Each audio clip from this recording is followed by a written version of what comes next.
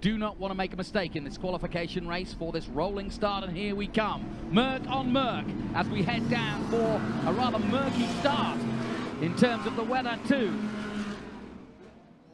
Here we come. It's been a good, clean formation lap, and we're racing at Macau. What a beautiful sound and what a beautiful sight here at Macau.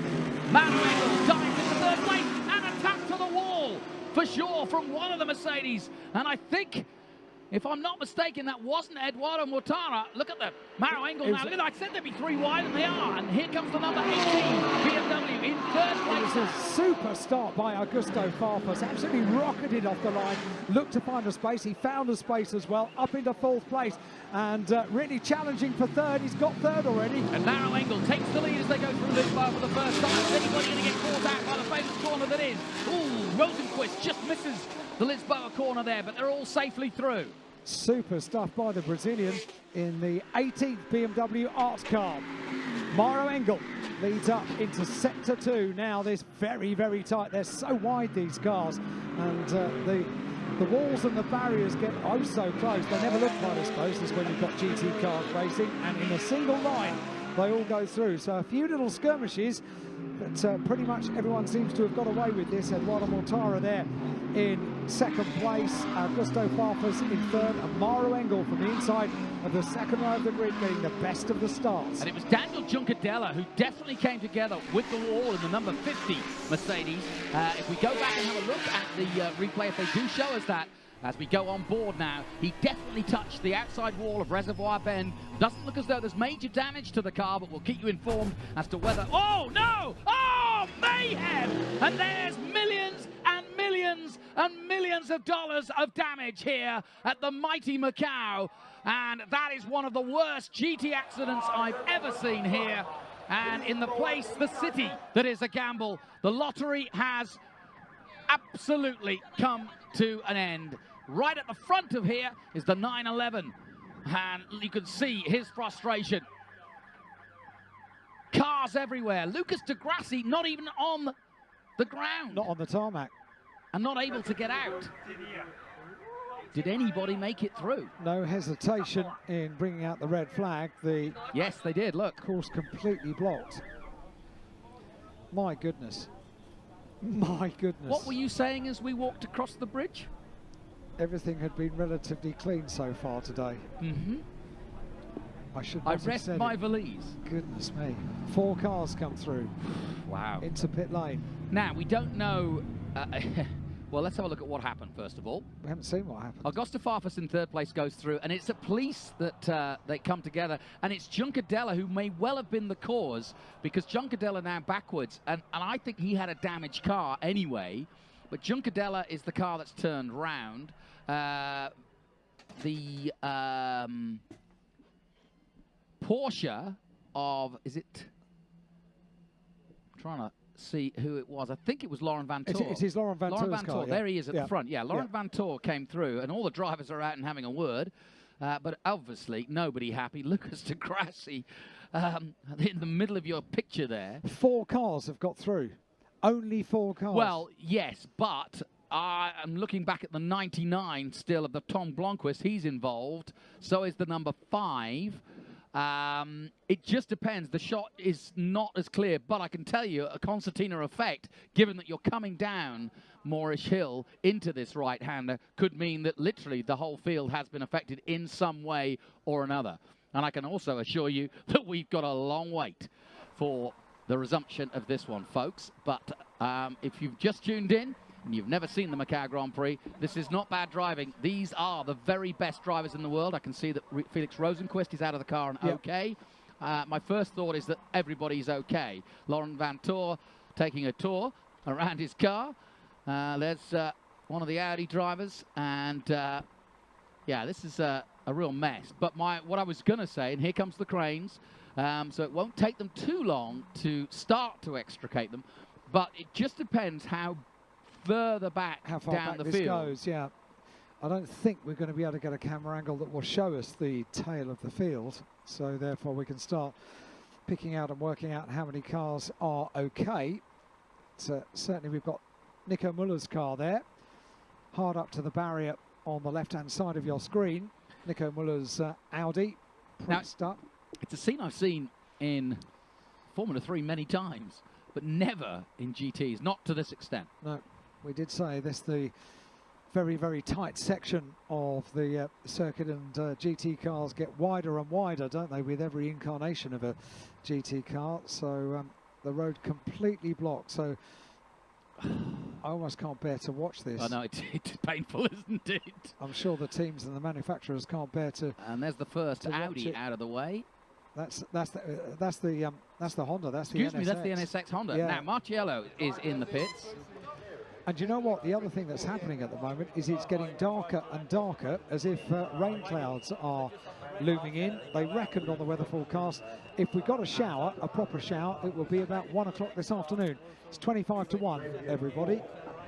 Local time. So Rafael Marciello talks to the AMG team. His first outing with this Mercedes crew at Macau in a GT car.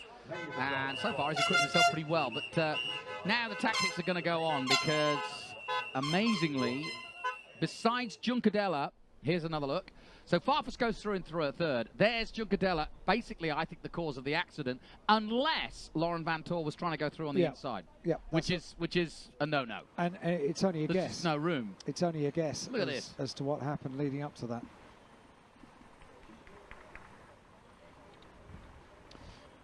One, two, now, here's three, another thing 4, 5, 6 million, or just cars? 6 cars at very least. We're trying to recover Laurent Vantor's Porsche, which is very battered. Here's something they instituted last year into this race, is these dollies. They work really well. They do. They literally just pick the front of the car up, put them on the dolly, and then pull them away. Laurent Vantor, of course, who won this race last year, albeit with a different manufacturer. Oh, here we go, on board. Ooh, scary. And that, of course, is the number 11 of Lucas Di Grassi, who's the one who ended up off the ground. Look, there he is. Number 11. Now, 4 cars, that's all. There's Maro Engel, made it through. Most of the Mercedes. The other, Augusto Farfus. It could be a 4-way race. 3 Mercedes against a BMW. Yeah, what a peculiar situation. I think you're right. I think there are going to be plenty more cars that are unscathed. I mean, looking down to, I would argue that if the other guys were smart enough to get off the brakes or get on the brakes early enough, Rosenquist was definitely involved in the incident because he was out of the car pretty quick. That's 11th place. But we could see the likes of Marco Wittmann, Bertolotti, Dumas, Young, Robin Frins. I say that tentatively. Potentially, this could be absolutely brilliant for Robin. Yes, it could. He needs a recovery. It was a tall mountain to climb from the penultimate row of the grid. But with, obviously he wouldn't want it this way, but with a number of cars not able to take any kind of restart, then a number of places can be made up very, very swiftly. Good news, if there is that, if there is any good news from this, as they take Juncatella's car out of the way. So let's have a look at, well, I'd like to see how Laurent Vantor approached this corner now. If you go on board with Laurent Vantor down the hill, the next is the right-hander, and you can see Mercedes of Juncatella is in front of him. And, okay, he was unsighted, to be fair. I'm not putting any blame on him. Juncadella had already hit police bend by the time that Laurent Vantor came across him. And so no blame apportioned, I'm afraid, if I'm going to put any blame in right now, and I don't want to. Let's not. Let's not. Let's talk about the recovery some more, shall we? Yeah, we shall. But I'm not going to blame the 911. I'll say that, shall I? And absolutely, and very good to have the onboard shot. So we found out what happened leading up to what can only be described as a very upsetting scene, because now forklifts, cranes, flatbed recovery vehicles, it's all hands to the pump now to get the road clear. Imagine if you were a race fan and you'd never been to Macau and you were sort of saying, well, what's all the fuss about? Why do people get so excited about it? And then you witness that, you're like, oh, I get it now. It is interesting, and following such a a clean and untroubled race for the Formula 3 cars. This was mayhem. Yeah, unpredictable, really. I did wonder if we might be. So here we go. Here's a look down the pit lane at those not involved. One is Maro Engel. That's the safety car, in fact, the driver of the FIA safety car for the WTCC. So he's actually not the driver of the car we're looking at, but that car we are looking at right here is Maro Engel's car.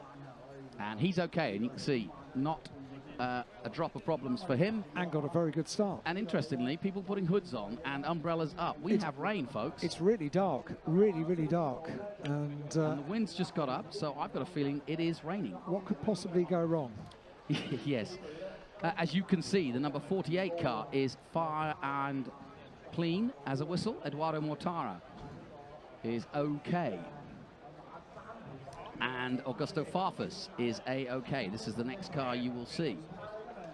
Number 18, the Schnitzer BMW. And Charlie Lamb and the boys. So Farfus in and with a great chance of perhaps making it. He made a really good start, did Augusto. And yeah, you'll see a few drops on the camera now. There's Charlie Lamb chatting away down. It's Callum Ilott. Maybe he fancies his chances.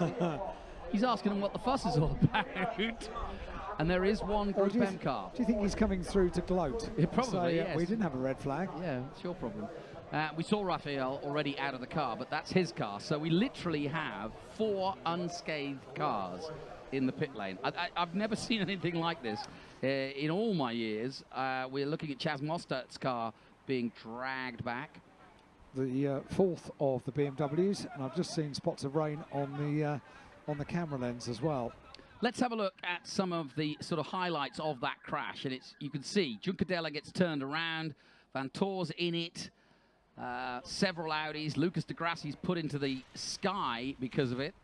The number 99, Tom Blomqvist, is stuck underneath. Here we go on board behind the 27, and a nasty, nasty picture for Lucas de Grassi. That was really not a pleasant sight. Luckily, not one of the fastest corners. There's Juncadella already in the wall, and I think he was pretty close to Maro Engel. That might have been the problem. It looks as though the VLT Porsche of Daryl O'Young